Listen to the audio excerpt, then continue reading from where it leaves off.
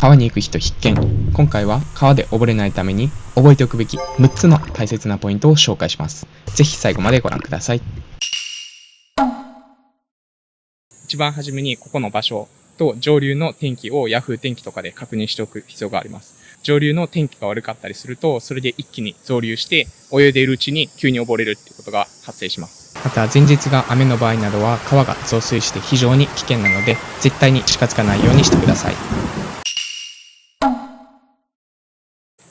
まず川に来た時に絶対に飛び込まないこと。まず川に来たらまず全体を見渡します。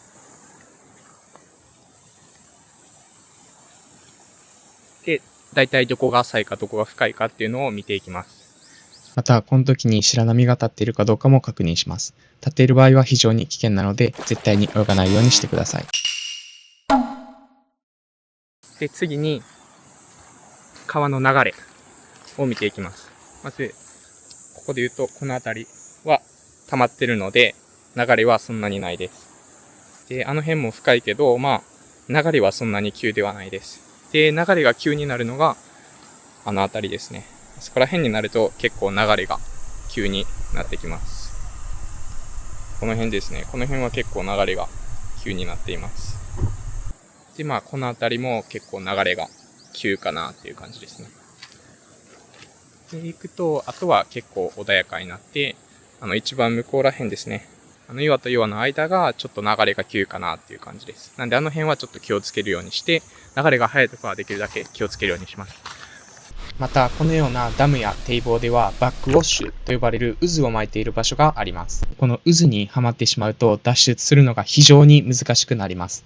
唯一の脱出方法としては、横に逃げたりだとか、川底に逃げることで脱出することはできますが、パニックになった状態では非常に難しいので、絶対に近寄らないようにしてください。で、次に流された場合のどこに流れていくかっていうのを最悪を考えていきます。まずこの辺で流されると多分ここに来ますよね。で、あそこら辺の流れに、あの辺の流れに乗ってしまうと、ここからバーって流れてきて、この辺で足はつくかなっていう感じなんですけど、もし最悪つかなかった場合、一番向こうまで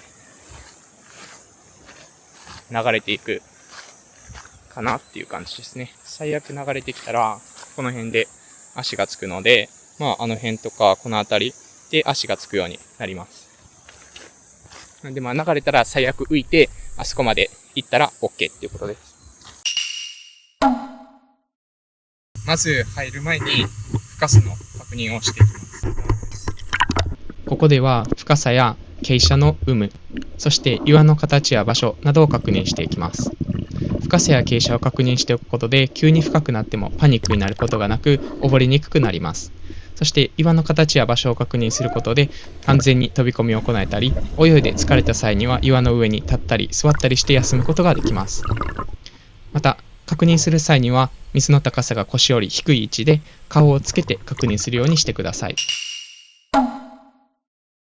すべて OK だったら実際に入って確認していきます。ここでは傾斜の確認をしています。流れが速いところでも実際に泳いでみて、どれぐらい流れが速いかっていうのを体感していきます。で、泳いでいくうちに川がどれぐらい冷たいかっていうのも感じていきます。最後はもちろん川を楽しむこと。魚と一緒に泳いだり、岩から飛び込んだりして、ぜひ川を満喫してください。今回の動画では、ライフジャケットを使う以外で川で溺れないための6つの大切なポイントを紹介しました。今後川に行く際にはこの動画を見て、ぜひ実践してみてください。では次の動画で会いましょう。バイバイ。